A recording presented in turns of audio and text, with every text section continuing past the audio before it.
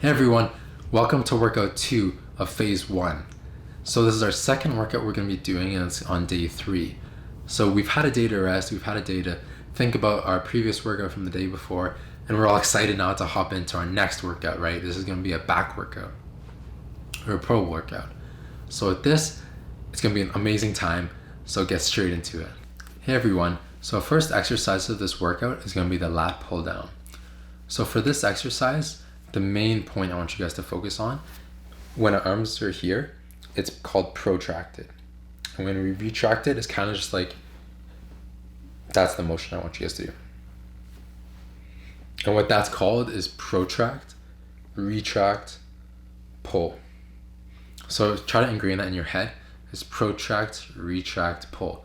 And what you're focusing on there is this protracting the shoulder blades, retracting the shoulder blades, and pulling. And this can also be said for when your arms are in front of you, that's protracted, kind of like you're punching someone, retract, pull, right? So that's a big point I want you guys to remember. And for this exercise too, we're trying to keep our core engaged again. We're not crunching our core, we're keeping ourselves engaged and tight. So it's kind of like you're standing tall, but it's engaged. You can still feel it, you're not letting it loose, right? And then we're pulling the bar. A common mistake I often see is people pull the bar down they try to pull the bar as far as they can pull it, right? So they pull it like to their midsection, right? And that's not actually working your lats anymore. You're pretty much straight up working it's like you're rotating your shoulder, right? And that's not healthy for your shoulder to do this motion, right? If you're pulling this way and then you're rotating, you're no longer working your lats, right? So I want you guys to pull the bar to your chest height. So you're trying to imagine like you're pulling the bar straight to your chest, right?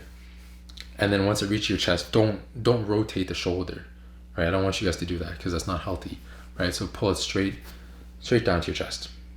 So review, pull straight down to your chest, keep your core tight, protract, retract, pull. Very important one. And on the back, like once you retract, pull, squeeze your shoulder blades together. Like your shoulder blades are here, right? Imagine they're coming together and you squeeze them together. Protract, retract, pull while you squeeze your shoulder blades together.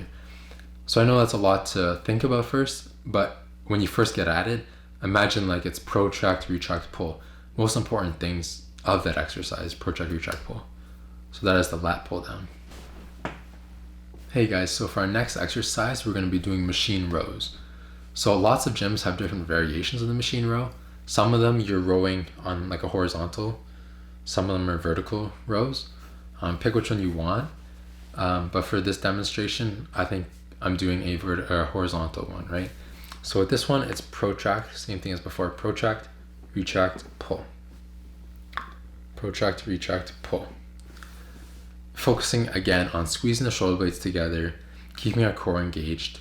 And another point in here is don't stick your head up and don't be trying to look down. Try to keep your head as neutral as you can, right? Neutral spine is good for you, right? You don't want to be having extended, either way turned, right? Neutral head, neutral spine. So that's the machine row. Some of them are like a weight, like it's like a pin you put into the machine. Some of them are weight plate loaded. There's all sorts of variations of machine rows. Find one that you like at your gym and stick to it and just keep improving on that machine and you'll see results, right? So that is the machine row. Our next exercise this workout is going to be the deadlift. And the deadlift, it's an amazing exercise and it's a really important one too. And there's lots of intricacies to remember. So many people teach it differently. And the way I like to do it, I'm going to teach you today. And that is when I go to the bar, right? So you set up a bar, even if you don't have a bar, right? Imagine like you have a wooden stick or something there, right? You walk up to it and then you want to line up your shoelaces, right? If you're wearing shoes, you imagine like you're lining your shoelaces up with the bar. So when you come up to the bar, your shoelaces should be like in the middle of the bar. And then your feet should be shoulder width apart, right? So shoulder width, slightly outside shoulder width, right? We don't have our legs too close together. So once we're there, what I like to do is I imagine like I'm touching my toes, right? So let your back round and touch your toes. And then from there, we're dropping our hips down. So we're bringing our hips down and we're straightening our back. So remember, as I just said, you touch your toes, you have a rounded back. Then you drop your hips, straighten your back.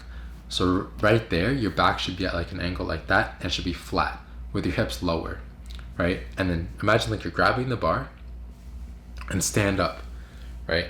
And when you stand up, imagine like you're dragging that bar across like your shins and then your quads and then right up to your waist, right? So that is the way up on the deadlift, right? When you're picking the bar off the ground or picking the stick or using no weight and just imagining the positioning, right? And then on the way down, we're first breaking at the hips. And what I mean by breaking at the hips is that is the first point in our body to move, as opposed to the knees, right? People talk about hip, like you break at the hips, or you move the hips first, or you break at the knees, or move the knees first, right? So with this one, the deadlifts, why we move the hips first is because that's the safest option, right? It's your hips and your glutes, biggest muscle in the body, taking all the weight first, right? That's the way it's supposed to be done. So you break at the hips and you slide. So like say you bend your hips first, backwards. Yeah, it's another good analogy. Sorry, I forgot. It's kind of like to just push your hips backwards. So you push your hips backwards, and then once the bar gets low enough to your knees, that's when you bend at the knees or break at the knees. Either word you like to use, bend or break at the knees. And then you put the bar on the ground.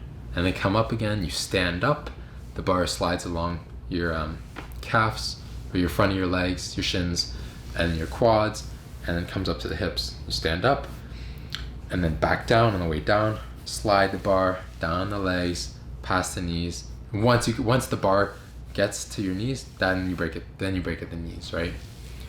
A common problem I see with deadlifting is that people have their hips too high, right? So the way to fix this is at the beginning when you're setting up your deadlift.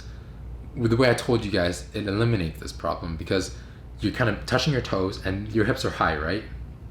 But then you pretty much like drive your hips down and straighten your back, right? That eliminates having such high hips, right? So that's my way to fix it, is you just set up properly. You set it properly, do it like toe touch and straighten up. And then your hips will be low already, right? So you don't gotta worry about it. Our next exercise is bent over barbell rows. So for this exercise, we're gonna grab a barbell. And for you, it could be like the 45-pound barbell with weight plates or without weight plates, or it could be those set bars that I mentioned before that your gyms have, that if you can't do 45, that's okay, right? We're just gonna straight up grab the 35 or the 25, whichever weight you can use for this movement. So what we're gonna do is we're gonna lean over at a 45-degree angle, about a 45-degree angle with your body, keeping our back straight and our legs planted firmly on the ground. And we're gonna do the same concept as I mentioned before, where your arms are extended, protract, retract, pull, right? And for this motion, we're gonna be pulling to about our belly buttons. So for this exercise, you guys can go overhand with the barbell, and what I mean is like having your knuckles like pointed up, or you can go underhand, which means your palms are pointed up, like towards you, right? So you can row this way, row that way, right? It's up to you, right? In this exercise, I chose to do overhand, but you can pick whichever feels more comfortable. People have their own preferences, right? One that I usually say is that when you have your palms up, it's usually more emphasis on your biceps, right? Because you're letting your biceps help a little bit more with pulling. Same concept with pull-ups, right? Help you use more bicep. But for this one, I want you guys, if you can, to do overhand, right? So with this one too, we want to keep our core engaged, our glutes engaged, and our legs firmly planted in the ground. And as I mentioned before with the head, I look down in this video, right? But you want to try to keep your head neutral. So head neutral, kind of like looking like there, right?